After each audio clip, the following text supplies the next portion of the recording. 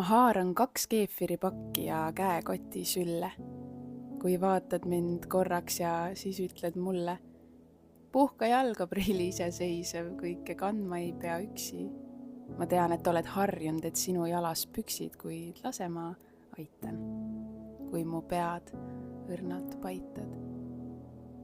Ja sa vist ise ka ei tea, et koorem, mida lahustad, ei koosne piimatoodete raskusest või võtmetest mu taskutes, vaid aastate jagu ise hakkama saamist, kui vastutuse merel üksi aerutanud paadis.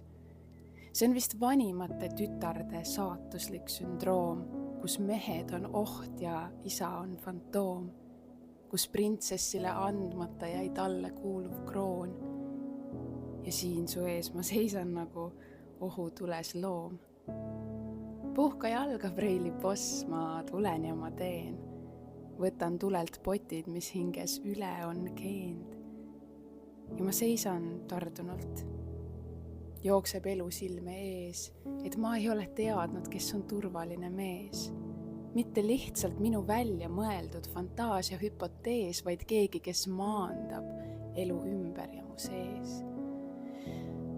Mõistan, et pean vabaks andma kaitsed, mida loonud, need, mis mind on elusana tänasesse toonud. Kuid rohkem ma ei soovi, ei saa ega taha, iseseisvuse rüüma augamatan maha. Sind mu kallis preili, kes rinda aina tagus, sõnu masan üksi su sõnastikus jagus, teistelegi jagada. Uskudes, et survival mode'is jääme kindlalt elama, kuid nukker oleks jääda seda paati üksi vedama. Nendel matustel ma naeratan, annan kergusega maale, kui enda sees sean paika polaarsuse kaale. Ma tahan olla naine, kes vastu sinu kaljut peksab kirglikult kui laine. Elu joovastusest purjus, sest sina oled kaine.